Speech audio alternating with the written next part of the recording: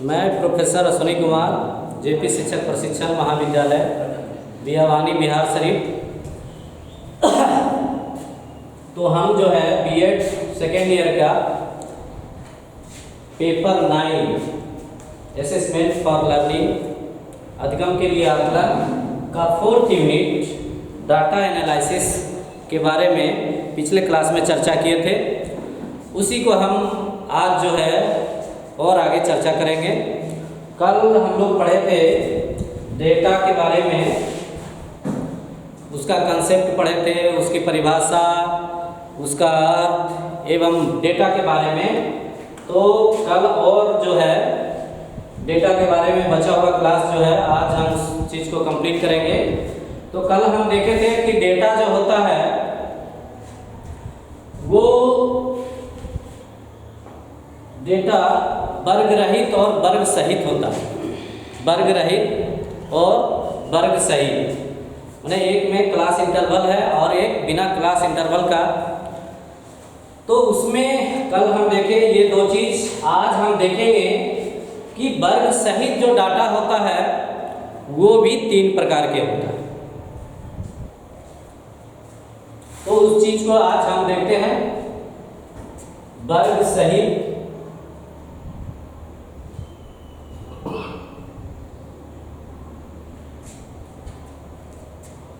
आवृत्ति वितरण तालिका।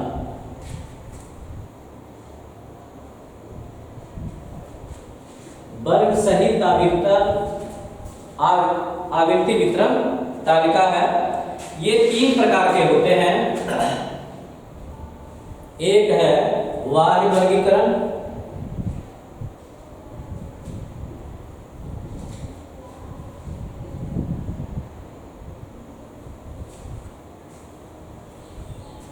दूसरा इसमें है आंतरिक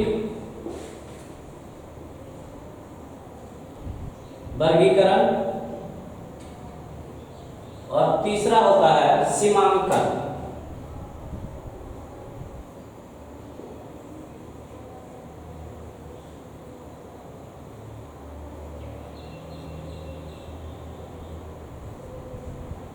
ये 3 तरह का जो है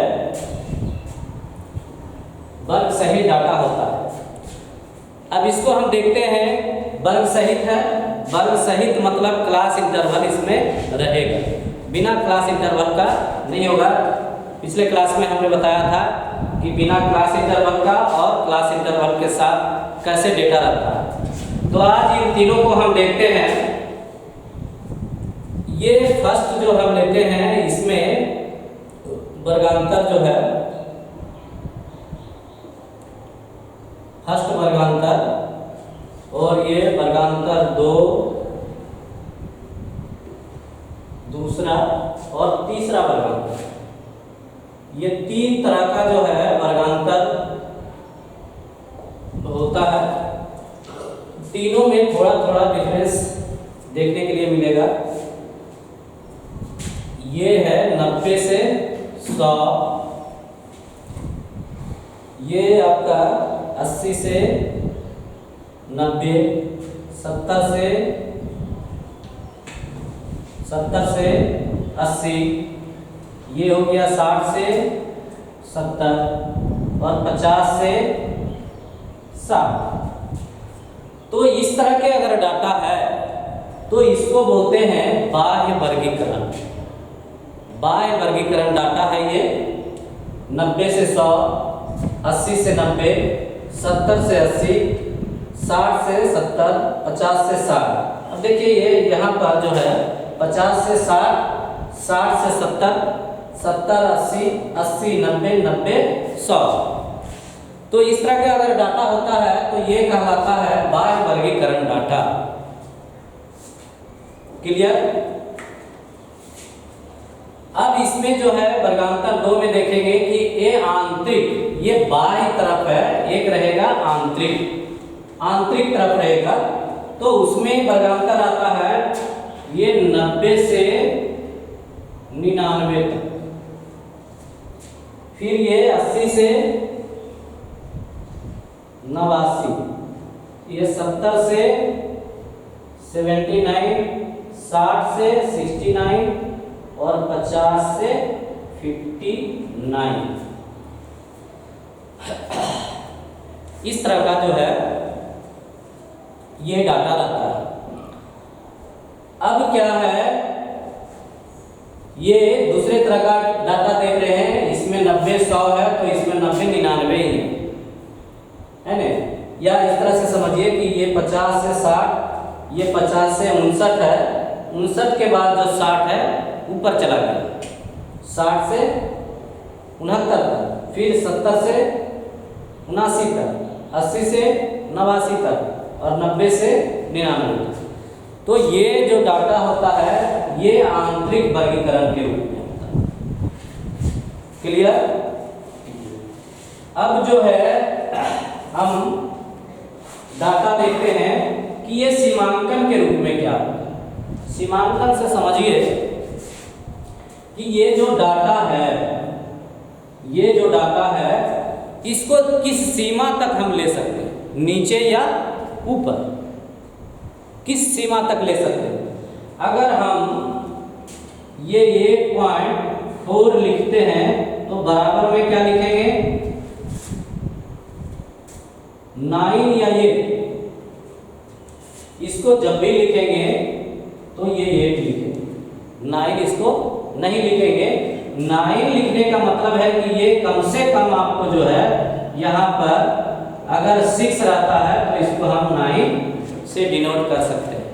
तो ये आप समझ गए होंगे कि इसमें जो सीमांकन है मतलब किस सीमा तक अंकन हम कर सकते हैं, उसको बोलते हैं सीमांकन वर्गीकरण। तो इस चीज को आप जो है ये हम किस सीमा तक कर सकते हैं, यानी 90 को हम क्या कर सकते हैं, ये 89.5 तक लिख सकते हैं। इसके नीचे अगर जाते हैं तो वो 90 काउंट नहीं होगा। तो ये हमारा क्या हो गया, ये मिनिमम हम यहाँ तक जा सकते हैं और मैक्सिमम जो है, मैक्सिमम हम जो है 99.5। इसके आगे जाएंगे तो फिर 100 हो जाएगा। ये मैक्सिमम वैल्यू और मिनिमम वैल्यू उसी को बोलते हैं सीमांकन। क्लियर हो गया होगा? तो इसी को क्या है, इस तरह से आप जो है 79.5, ये 89.5, इसी तरह से सबको लिखते जाएंगे। ये 69.5 और ये 79.5। ये मिनिमम इधर हो जाएगा, मैक्सिमम वैल्यू, मिनिमम से मैक्सिमम।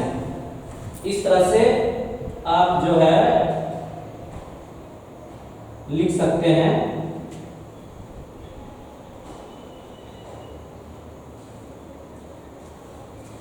ये 3 तरह का जो है डाटा आप समझ गए होंगे। डेटा जो है कल हम पढ़े थे वर्गीकृत डाटा और अवर्गीकृत डाटा। आज हम देखें कि वर्गीकृत जो डाटा है वर्ग रहित और वर्ग सहित। तो इसमें वर्ग सहित डाटा में जो है ये 3 तरह के डाटा इसमें दिया जाता है। इसका आगे जो है यही सब चीज़, यही डाटा का प्रयोग हम जो है आगे करेंगे। अब जो है ये देखना है कि इसमें जो है ये डाटा, मान लिया कोई आवृत्ति लेना है तो इसमें तो फिक्स है कि 50 से 59 तक लेना, 50 से 59 तक लेंगे। इसमें तो कोई झंझट ही नहीं है कि इसका इसमें चल जाएगा, इसका इसमें चल जाएगा, इसमें कोई झंझट नहीं है। झंझट यहाँ पर है इस डाटा में कि यहाँ 60 है, यहाँ भी 60। अब जब 60 जब फ्रीक्वेंसी होगा तो उसको कहाँ पर लेंगे, तो 60 वाला जो फ्रीक्वेंसी होगा उसको कहाँ लेंगे, हम ऊपर वाला डाटा में जोड़ेंगे, नीचे वाला में नहीं। क्लियर? उसी तरह से ये हो जाएगा सेम। तो ये आप डाटा हर तरह से आप देख लिए कि कैसे डाटा तैयार किया जाता है। चलिए अब जो है हम देख लेते हैं कि जो सांख्यिकी है उसमें कुछ चीज उपयोग करना पड़ता है, चिन्ह का, संकेत का उपयोग किया जाता है। तो उस संकेत को भी जानना जरूरी है, क्योंकि वो शॉर्टकट में लिख करके हम संकेत के अनुसार से डिनोट कर लेते हैं। तो इसमें सांख्यिकी में कुछ संकेत है, उस संकेत को हम डिनोट कर लेते हैं, नोट कर लेते हैं, और फिर उसका उपयोग जो है हम आगे करेंगे। जिसमें मान लिया कि हम यक्ष लिख दिए तो आपको समझ में आना चाहिए कि ये क्या लिखा। तो इस तरह से बहुत सारे संकेत हैं, उस संकेत को जो है हम एक एक करके समझ लेते हैं। सांख्यिकी में प्रयुक्त होने वाले कुछ महत्वपूर्ण संकेत।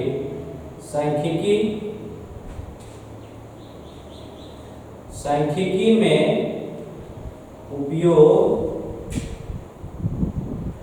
किए जाने वाले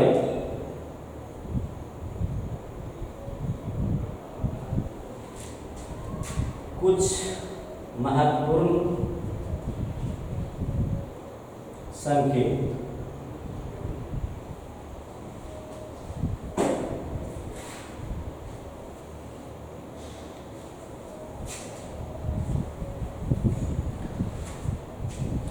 इसमें आप देखेंगे कि जो संकेत है उसको आगे डिनोट करने के लिए, क्योंकि अब इस चीज को समझ लीजिए कि हम ये CF लिख रहे हैं। CF का इंग्लिश होता है कम्यूटेटिव फ्रीक्वेंसी।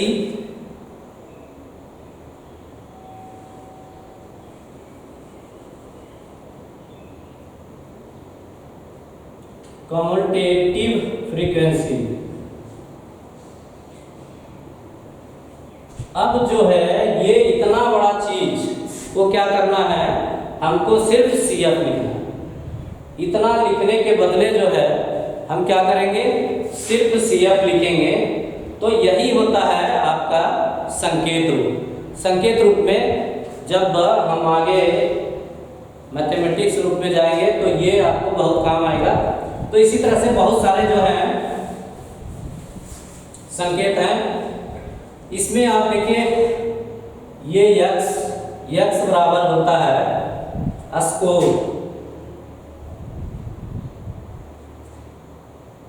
यानी प्राप्तांक। प्राप्तांक जो भी होता है तो उसको हम क्या करते हैं, बड़ी अक्ष से डिनोट करते हैं। उसके बाद है CI या I, इसको क्लास इंटरवल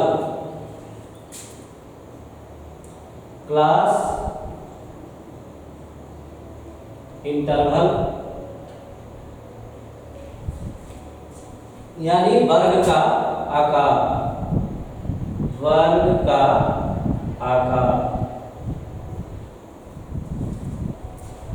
कल ये चीज बताए थे वर्ग का आकार कैसे बनाया जाता है। अब जो है यह हो गया फ्रीक्वेंसी, यानी प्राप्तांक की आवृत्ति। प्राप्तांकों की आवृत्ति।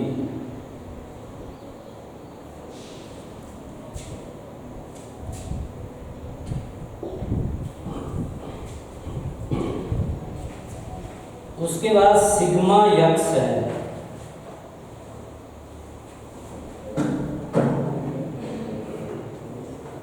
सिग्मा यक्स ये बड़ी सिग्मा होता है, इसका होता है सम ऑफ स्कोर। स्कोर होगा यक्स, ये सम ऑफ स्कोर, प्राप्तांकों का योग। प्राप्तांकों का योग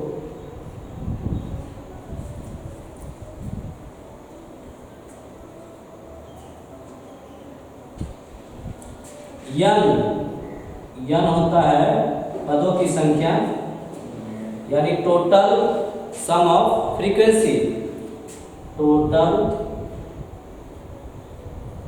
सम ऑफ फ्रीक्वेंसी, पदों का योग।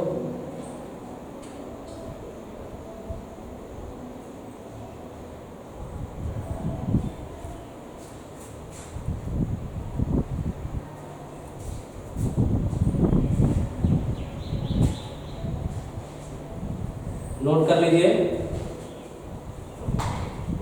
इसके बाद जो है हमारा सेंट्रल टेंडेंसी को भी हम डिनोट करते हैं।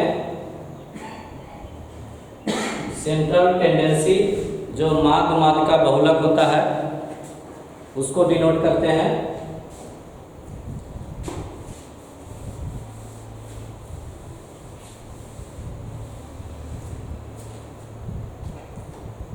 माध्य माध्यिका बहुलक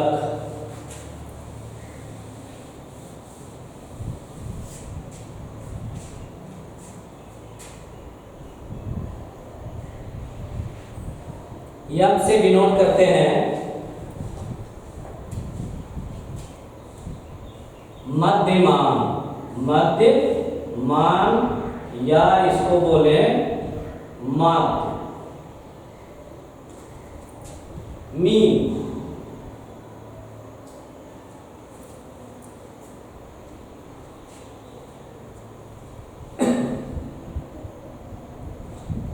यम और छोटी डी ये हो गया माध्यिका, माध्यिका।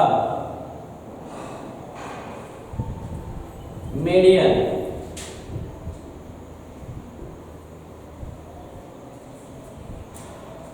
और तीसरा होता है मोड या मोड बहुलक।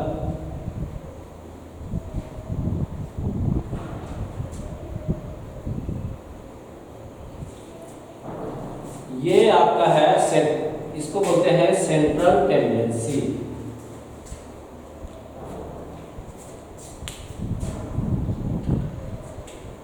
अब हम डेविएशन से ले लेते हैं, उसको कैसे कैसे डिनोट करते हैं। डेविएशन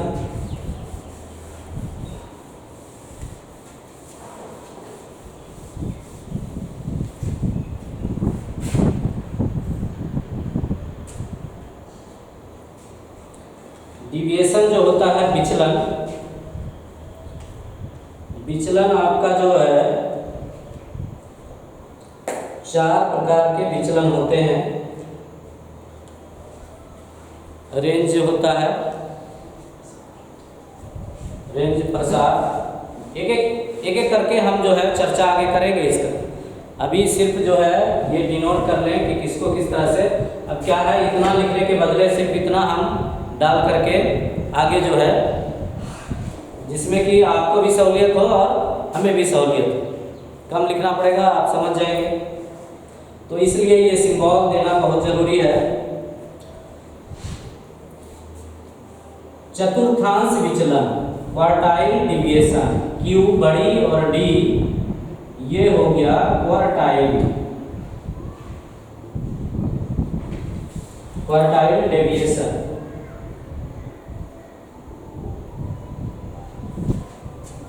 हिंदी इसका चतुर्थांश।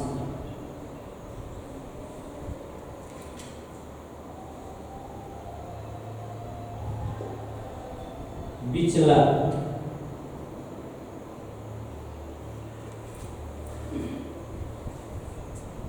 Quartile deviation, mean deviation MD,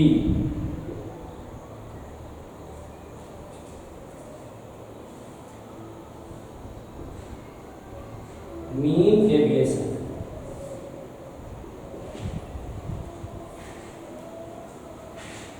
मध्यमान विचलन, मध्यमान विचलन।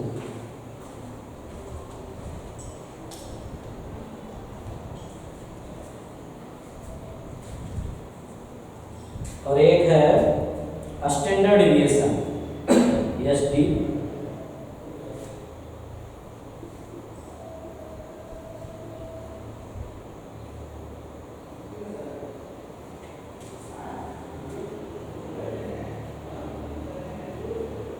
स्टैंडर्ड डिविएशन, प्रमाणिक विचलन, प्रमाणिक विचलन, और एक रेंज है, रेंज जो आर से डिनोट किया जाता है, रेंज, प्रसार। तो इतने विचलन होते हैं। प्रमाणिक विचलन को हम छोटी सिग्मा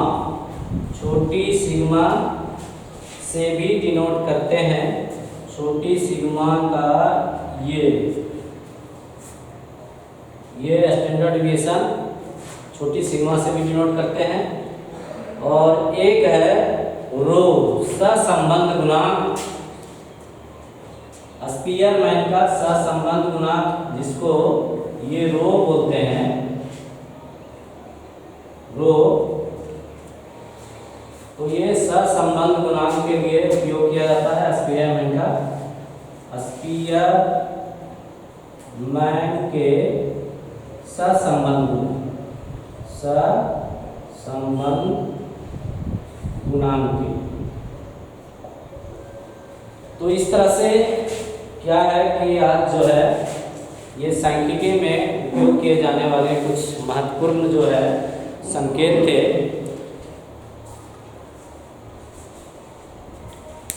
तो ये सभी को आप नोट कर लेंगे और थोड़ा सा याद भी कर लेंगे, जिसमें कि आपको समझने में कोई दिक्कत नहीं हो। जिस टाइम बताया जाएगा तो उस टाइम समझने में आपको आसानी होगा। ठीक है, धन्यवाद बच्चों, फिर अगले क्लास में मिलेंगे।